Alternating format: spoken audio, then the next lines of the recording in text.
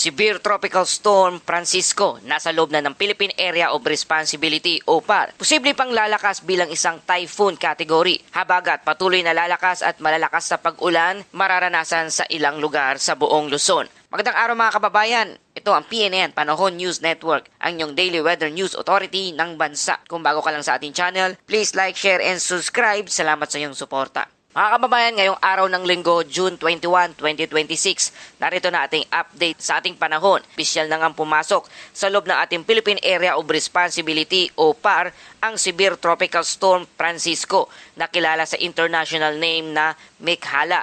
Bandang alas 10 ng gabi kahapon, natuluyan na ngang nakapasok sa ating PAR ang nasabing bagyo at agad itong binigyang pangalan ng Francisco ng Pag-asa. Ito'y ika-6 na bagyo ngayong taong 2026 at ikalawang bagyo naman ngayong buwan ng Hunyo. Sa pinakahuling datos, ang sentro ng Severe Tropical Storm Francisco ay namataan sa layong 1,325 kilometers silangan ng southeastern Luzon.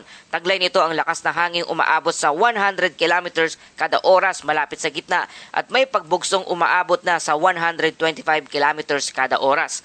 Patuloy itong kumikilos patungong west-northwest o kanlurang hilagang kanluran sa bilis na 25 kilometers kada oras. Mga kababayan, bagamat napakalayo pa ng sentro ng bagyo sa ating kalupaan, mahalagang bantayan ang magiging galaw nito sa mga susunod na araw. Sa kasalukuyan, ang bagyong Francisco ay nasa bahagi ng Philippine Sea at inaasahang magpapatuloy ang pagkilos nito sa direksyong west-northwest sa loob ng susunod na 1 hanggang 2 araw. Ibig sabihin mga kababayan, habang ito ay papalapit sa silangang bahagi ng Philippine Area of Responsibility o PAR, lalo nitong maapektuhan ang malawak na bahagi ng karagatan sa silangan ng bansa. Gayunpaman, batay sa mga kasalukuyang forecast model, hindi pa rin nakikita sa ngayon ang direktang pagtama nito sa alimang bahagi ng bansa. Sa halip, inaasahang magsisimula itong lumiko o mag-recurve pahilagang bahagi sa mga susunod na araw, habang papalapit ito sa rehiyon ng Ryukyu Island at Southern Japan. Subalit tandaan, kahit walang direktang landfall, maaari pa rin itong magdulot ng malaking epekto dito sa ating bansa. Ito ang mga mahalagang bahagi na ating ulat. Bakit delikado kahit walang landfall? Habang lumalakas ang bagyong Francisco sa Philippine Sea, inaasahang mas hihilahin nito ang southwest monsoon o hanging habagat. Kapag mas lumakas ang habagat, mas maraming moisture o tubig singaw mula sa karagatan ang papasok dito sa ating bansa. At itong maaring magdulot ng mas madalas na pag-ulan, malalakas na thunderstorm, pagbaha sa mabababang lugar, pagguho ng lupa sa mga bulubunduking lugar, at pagtaas ng panganib sa mga komunidad malapit sa ilog at sapa. Kaya kahit malayo ang sentro ng bagyo, hindi ibig sabihin ay wala na itong epekto dito sa ating bansa. Sa katunayan, kadalasan ay habagat ang nagiging pangunahing dahilan ng malawak na pagbaha habang may malakas na bagyo sa silangan ng bansa. Narito ang mga lugar na nakakaranas ng epekto ng bagyo. Sa ngayon, trough o buntot ng bagyong Francisco ang nakakaapekto dito sa lugar ng Bicol Region, Eastern Visayas. Kung kaya't nakakaranas ang mga lugar na ito ng maulap na kalangitan, kalat-kalat na pag-ulan at pagkulog. May posibilidad na biglaang pagbaha at pagguho ng lupa lalo na kapag nagkaroon ng sunod-sunod na thunderstorm. Samantala, ang habagat naman ang nakakaapekto sa lugar ng Mindanao, karamihan ng Visayas at Palawan. Patuloy ang maulap na panahon at mga pag-ulan sa mga lugar na ito. Para naman sa lugar ng Metro Manila at malaking bahagi ng Luzon, inaasahan pa rin ang bahagyang maaliwalas hanggang maulap na panahon.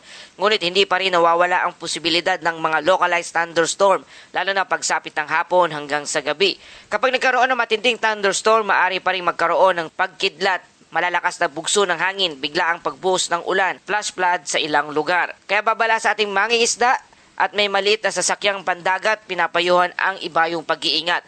Habang lumalakas ang bagyong Francisco sa karagatan, posible ring unti-unting lumaki ang alon sa mga silangang baybayin ng bansa, lalo na dito sa bandang Eastern Luzon, Eastern Visayas, Eastern Mindanao. Pinapayuhan ang mga maglalayag na patuloy na subaybayan ang mga marine advisories na inilalabas ng Pag-asa. Narito ang 3 pinakamahalagang bagay na dapat nating bantayan mga kababayan. Una, kung gaano kabilis lalakas ang bagyong Francisco.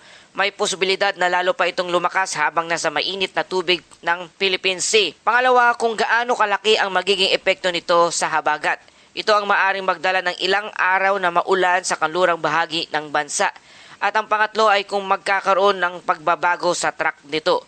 Bagamat mababa pa ang posibilidad ng direktang landfall, hindi pa rin tuluyang inaalis ang posibilidad ng paglihis ng forecast habang papalapit ang mga susunod na araw. Kaya patuloy nating babantayan mga kababayan dahil sa susunod na araw may malaking pagbabago na pwede pang maganap sa takbo o galaw ng bagyong Francisco. At dumako naman tayo sa ating Bible verse of the day mula sa Awit 46 verse 1. Ang Diyos ang ating kanlungan at kalakasan handang saklolo sa oras ng kaguluhan. Mga kababayan, sa panahon ng mga bagyo, lindol at ibang pagsubok, paalala sa atin ng salita ng Diyos na may matibay tayong masasandalan.